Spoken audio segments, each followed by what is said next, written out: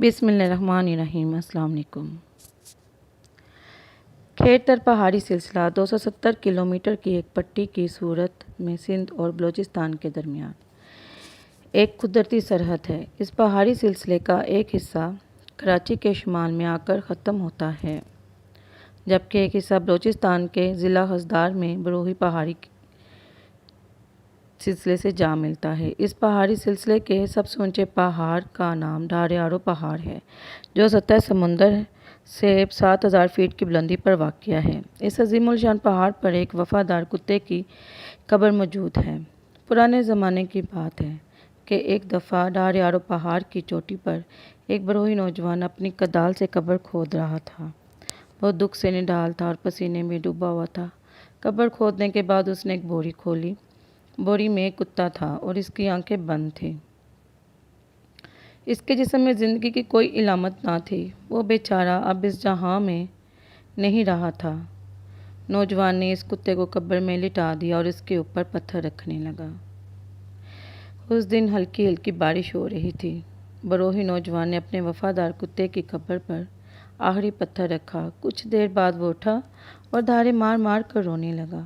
صرف وادیاں اور پہاڑ ہی اس کی آواز سن سکے۔ اس نے پورا دن وہاں گزارا اور شام کو روتا ہوا اپنے گھر چلا گیا۔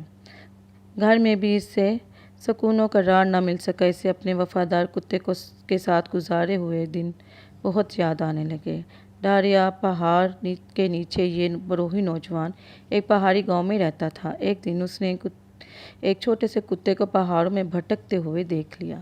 یہ چھوٹا سا کتا بہت ہی خوبصورت تھا۔ نوجوان نے اسے پکڑ لیا اور جھونپڑی میں لے آیا۔ نوجوان اس کا بہت خیال رکھنے لگا۔ کتا جوان ہو گیا۔ وقت گزرنے کے ساتھ بروہی نوجوان اور کتے کا پیار بڑھنے لگا۔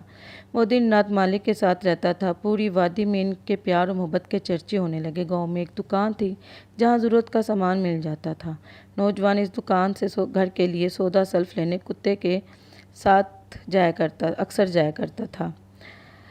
ایک سال خدا کا کرنا ایسا ہوا کہ بارش نہ ہوئی۔ ظاہر ہے کہ بارش نہ ہونے کے باعث فصل نہ ہو سکی۔ نوجوان نے دکاندار سے کہا کہ ایک سال تک اسے ادھار سامان دیا جائے۔ کچھ سوچ کر دکاندار نے کہا کہ وہ اپنا کتا قرض کی ادائیگی تک یہاں ضمانت کے طور پر چھوڑ جائے۔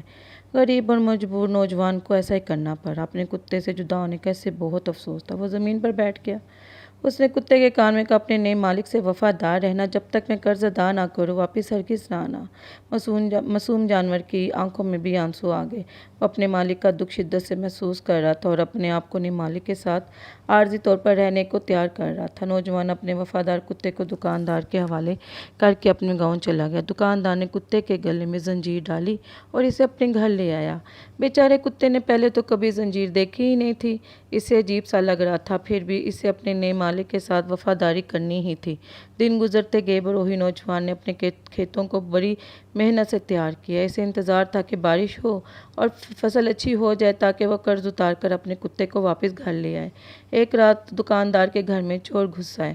چور دکاندار کی پوری نقدی، زیورات اور دوسرا قیمتی سامان چرا کر لے گئے۔ کتا زنجیر میں بندھا ہوا تھا، لہٰذا مجبور تھا۔ وہ زور زور سے بھونکنے لگا۔ دکاندار جاگ اٹھا۔ اس سے محسوس ہوا کہ کچھ گڑبڑ ہوئی ہے۔ اس نے فوراً کتے کو زنجیر سے آزاد کر دیا۔ کتا چوروں کے پیچھے دوڑا۔ چور گاؤں کے باہر ندی کے کنارے پہنچ گئے تھے۔ کتے نے ان کو گھیر لیا۔ دکاندار بھی پیچھے پیچھے چل آئے۔ اس کے ساتھ ہی گاؤں کے بہت سارے لوگ بھی لاٹھیاں اور کلہاڑیاں لے کر وہاں آ گئے۔ اس طرح چور وہیں سامان چھوڑ کر بھاگ گئے۔ دکاندار کتے کے اس کارنامے پر بے حد خوش ہوا اور کتے کو آزاد کرنے اور اپنے اصل مالک کے پاس واپس بھیجنے کا ارادہ کر لیا۔ تمہارے وفادار کتے نے مجھے بے حد خوش کر دیا ہے۔ اس نے میری قیمتی چیزیں، نقدی اور ساز و سامان چوری ہونے سے بچا لیا۔ میرے خیال میں تمہارے کتے نے تمہارا قرض چکا دیا۔ اب تم میرے قرض دار نہیں ہو۔ تمہارے کتے کو آزاد کر کے تمہارے پاس واپس بھیج رہا ہوں۔ دوسرے دن دکاندار نے کتے کے گلے میں یہ پرچی ڈالی اور زنجیر کھول کر کتے کو اپنے پرانے مالک کے گھر جانے کا حکم دے دیا۔ کتے نے خوشی خوشی اپنے پرانے مالک کے گھر کی طرف دوڑنا شروع کیا۔ وہ پہاڑی رکاوٹوں کو پھلانگتا ہوا آگے بڑھ رہا تھا۔ اچانک اس کی نظر اپنے پرانے بروہی مالک پر پڑی۔ اب کی بار بارش خوب ہوئی تو فصل بھی اچھی ہوئی۔ بروہی نوجوان نے اناج بیچ کر قرض کے پیسے دینے کا انتظام کر لیا تھا۔ وہ دکاندار کی طرف ہی آ رہا تھا۔ دونوں کا آمنا سامنا ہوا۔ کتا خوشی سے دم ہلانے لگا، لیکن دونوں کے جذبات و احساسات ایک دوسرے سے بہت مختلف تھے۔ ایک بے حد خوش تھا تو دوسرا اس کے برعکس دکھ اور غصے میں تھا۔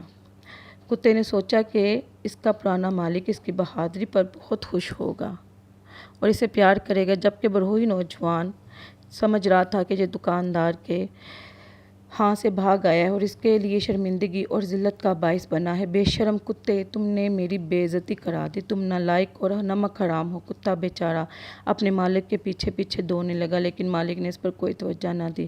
اتنے قابل فخر اور وفادار جانور کے لیے یہ سب کچھ برداشت سے باہر تھا۔ اسے یقین ہو چلا تھا کہ اس کو پرانا مالک قبول نہیں کرے گا، لہٰذا وہ غم کی شدت سے وہیں ڈھلوانی راستے پر گر گیا اور دم توڑ گیا۔